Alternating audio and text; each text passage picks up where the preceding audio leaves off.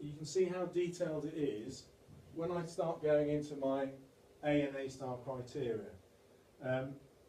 I'll do that with the top 120 kids in a year group of 180.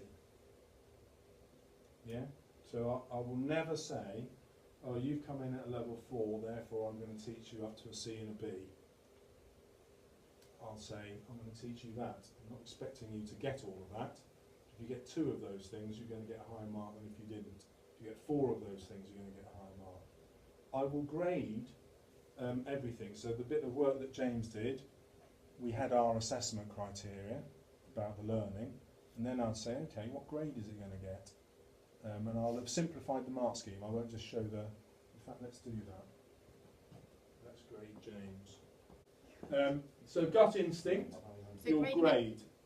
as If it that is was in now. a GCSE bit of writing, what grade would it get? Esme? Don't give me that. What do you think? I know you don't know. Please stand up. No, come on, what do you think? What's your gut instinct? Stand up then. Make her stand, sir. Make her stand, sir. I'll give us some thinking time while I get somebody else. Alice? B.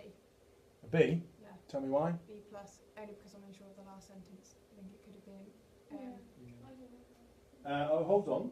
So this But is you're how- not telling me the sentence is wrong. You're saying No, I'm not no. sure. No, I'm saying it could be improved to be an A. I think it would need more clarity. What would be in the mark scheme that would say that? Something about appropriate use of like grammar, I don't, sentence structure, I suppose. Appropriate use of grammar. Well, I don't know. What are you worried about in there? It's just that last sentence I think is overly waffly for the sake of it. Okay, but hold on. Yeah, I Hold get on. what I'm saying. You is started by futile. saying it was a grammar. Now you've reread it and thought actually the grammar's fine. Yeah. I just don't like that sentence. Yeah. That's not in the mark scheme. Okay. Yeah. Now I'm making a serious point here. Yeah. Whenever you're teaching something, you start with the mark scheme. Okay. Yeah. So I've just handed in controlled assessments of my year 11 class, and I had a student teacher last year who was a brilliant teacher. She was fab. I learned quite a lot from watching her teach. But when I marked the controlled assessment she did with my kids on Romeo and Juliet, they had to compare the text of a scene to a film. And she taught the text brilliantly, and she taught the film brilliantly. The kids got really low marks. Because the assessment criteria says the answer focuses on the text and uses the film to explore the text. She hadn't taught them that. Yet they had A-star understanding of the play, A-star understanding of the film. And you have to go to the criteria first before you teach, not after. Okay, so what would be the criteria of that then? Well- For us, that was a trick question then in that No, case, because what... because you No, said- our assessment criteria was starting a sentence. You said, no, Yeah. but in GCSE terms, the grammar Yeah. would have been part of the criteria, Yeah. but having reread it, you thought, actually, I can't do him on the grammar. I just don't like the sentence. Yeah, It's it's true. fine, because I can't do him on the grammar, he has to have the mark. Okay. I can't take it away from him. What else would the assessment, well, where else would we assess it? I'll come back to you. No, I'm not ready yet. Really? You know the punishment, Just you've got to think about stand. how- Come on, no, seriously. You did have time there. Up you get. No, about- I'm not joking, or are you going to tell us? No, I'm not going to tell you, but you just said that you have to start with the mark scheme and everything, and then you said give this a grade with none.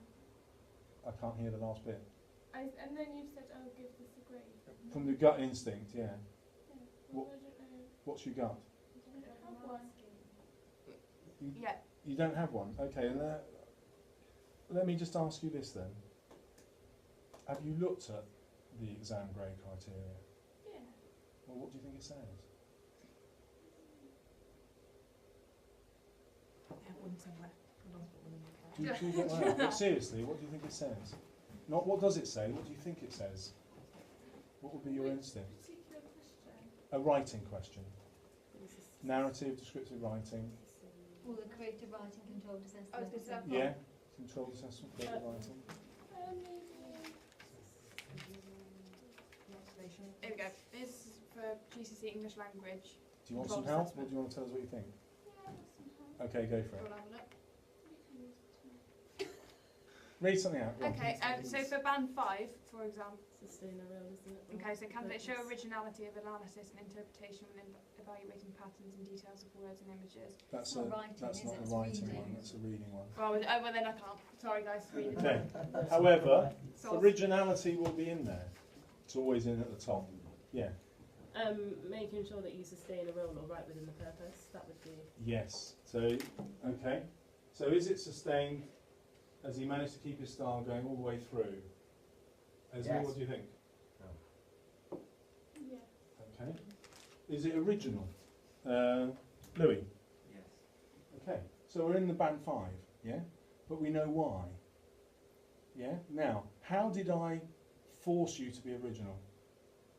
Like you're telling us how to start each sentence. Yeah. So I'd looked at the mark scheme and I knew, okay, if they're going to be original, they've got to start sentences in different ways. Okay? How did I make sure that those different ways weren't, if you like, boring, you know, firstly, secondly, next, then? different use of like adverbs. Like Brilliant. I had models, yeah, of this is the kind of what things that I wanted. If it's going to be original, what did I do with punctuation? Chose to include semicolon. I just forced you to. How did I force different sentence lengths on you? Oh, you, It's no, you word said, lengths. yeah, I word gave you lengths. word counts, yeah? But all those things came from, I know what the assessment criteria says, how am I going to get the kids to do that? I don't get my kids to memorise the assessment criteria. I get them to memorise what they have to do. Yeah? So now they know, alright, vary my sentence lengths. I can use really short sentences of 3 words or less, 4 words or less. They know to use colons and semicolons with various degrees of accuracy that improve. Yeah, but my teaching comes from the success criteria, which comes from the exam board. That's where I go first. So if I'm writing a scheme of work on Of Mice and Men, I don't look at Of Mice and Men. I look at the success criteria first. Okay, now I know how to teach Of Mice and Men. Yeah? I don't have to teach everything about every single character, because actually the success criteria is about the writer's purpose. Alright, how am I going to teach the writer's purpose? Do I do it by teaching 2 lessons on the context? No. What I do is I look at the things that I think are important to his purpose. Is he a feminist? Is he a Christian, or is he anti-God? What's he saying about racism? Okay, now I know what his purpose might be. How am I going to teach that so that they're discussing Priestley's view, not Priestley's views, Steinbeck's views? How do I get them to consider, to explore, it will say in the criteria? How do I get them to explore? How do I get them to analyse? What the hell does that mean? What do you do when you analyse? What do you do when you evaluate? Oh, okay, this is my shorthand. I want you to give an opinion. Then I want you to give an alternative interpretation. That's analysing. Okay, now I want you to weigh up which one you think is best. That's evaluating. So my shorthand for the kids is, give more than one opinion. At some point in your essay, decide which is best. You've got an A. Really, really simple, but it's come from the success criteria. Whereas what most teachers will do, well, right, Mice and Men, okay, let's do the Dust Bowl, let's do the Great Depression, let's do the role of women in the 1930s. It's the moral teaching issue, though. Is it? Absolutely, yeah. Are you going to say because you're teaching them to pass the exam? Yeah, so oh, they yeah. enjoy it? Yeah. Okay, it's a valid argument, but I'm going to test it, okay? I don't know what my opinion is on it before you do that. Okay. I agree with a lot of what you're saying, actually, yeah. Well, But I'm saying, as devil's advocate, yes. other people would say Yeah, they Um, would. Otherwise, you know, we're here to teach Yeah. the love of reading and Yeah. Of So- Mice and Men as a book, you know. Okay. Let me put it another way to you then, and I'll say this to any subject teacher. How do you think like a geographer? How do you think like a scientist? Here. How do you think like an English expert? What does that mean? Talk to your partner. Thinking like an English expert, what does it mean? Or an English literature expert in this case. What does it mean? Okay. Sorry, Sam, you just came out first. Think critically and analytically. Okay, what does that mean? To think critically. Question things. Thank you. So we have to question things. Alice, what else do we have to do? Sorry, you know when it just goes. Yeah. I forgot about You can Oh, confirm. yeah, no. We were saying that. Right, what was the question? Sorry. What do we do if we're thinking like an expert in literature? We were saying that it's for literature, everything is open to interpretation. So, So offering multiple we have to views. question, we have to interpret. Yeah. Okay, I know where this is going. Perma, I don't know. did you do an English degree? I've got a master's in English. Okay. So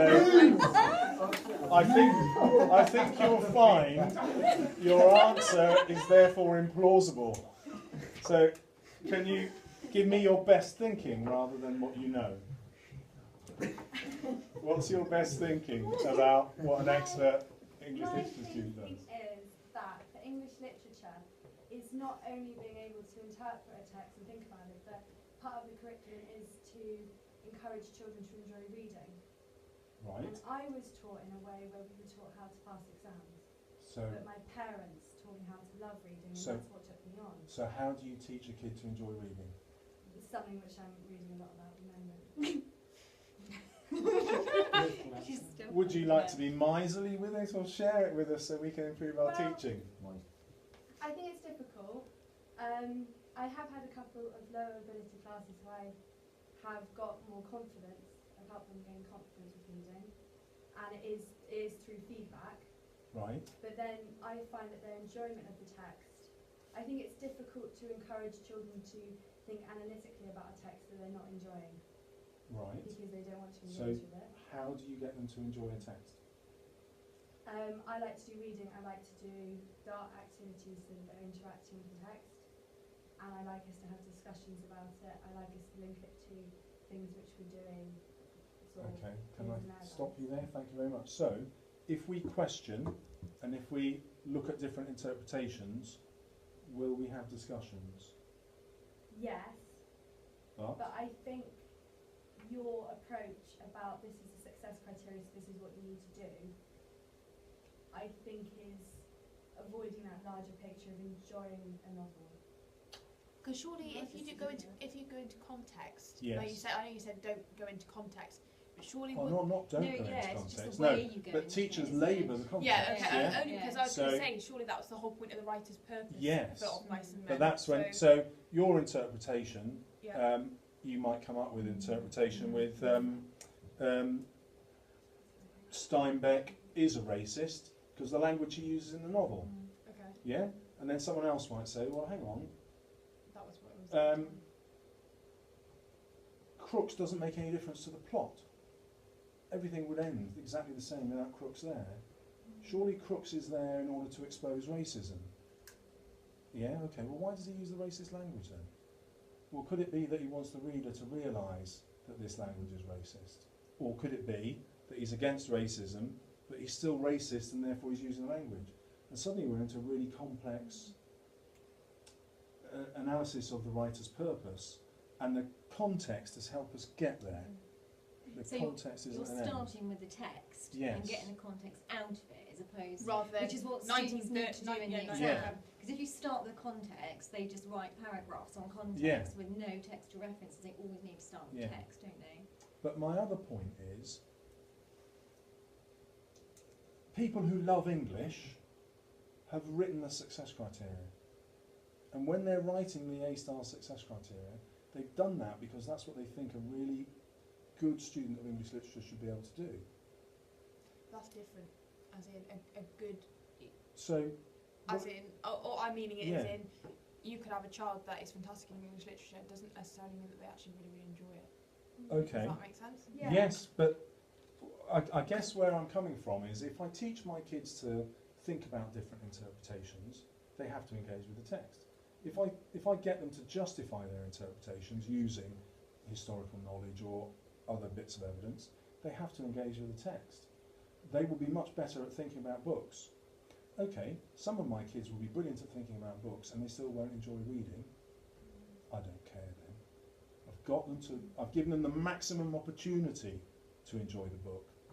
Alternatively, if I just come in and try and teach them the book in a way that will excite them and make them really enjoy it, I might not actually be teaching them any critical thinking stuff. Yeah? And so therefore, I'm not doing my job. So the enjoyment has to come out of success, of, oh, I can really think about this in a different way. And often kids fear that. They fear having alternative interpretations. My God, you mean I can't just come up with the right answer straight away?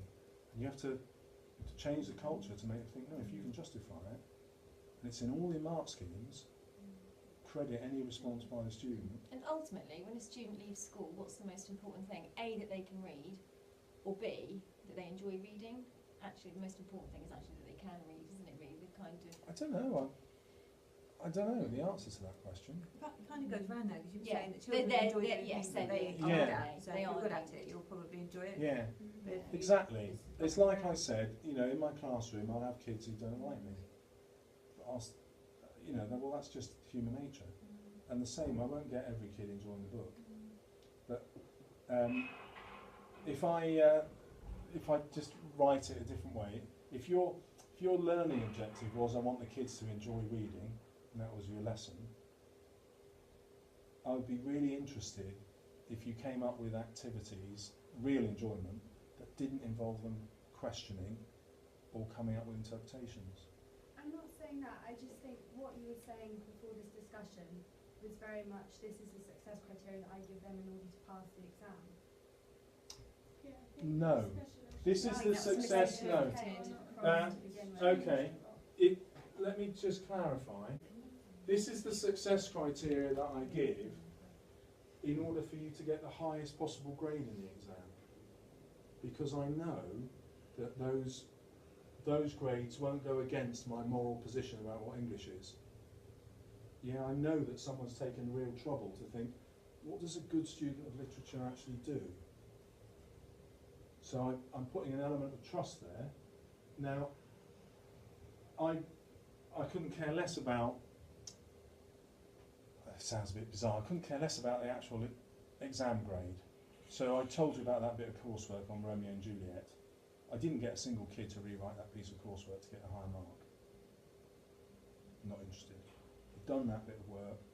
It's only 25%. All the coursework's only 25%. That particular essay is worth 10 out of the 25%. So if you got another 10 marks, it's probably only an extra 2%.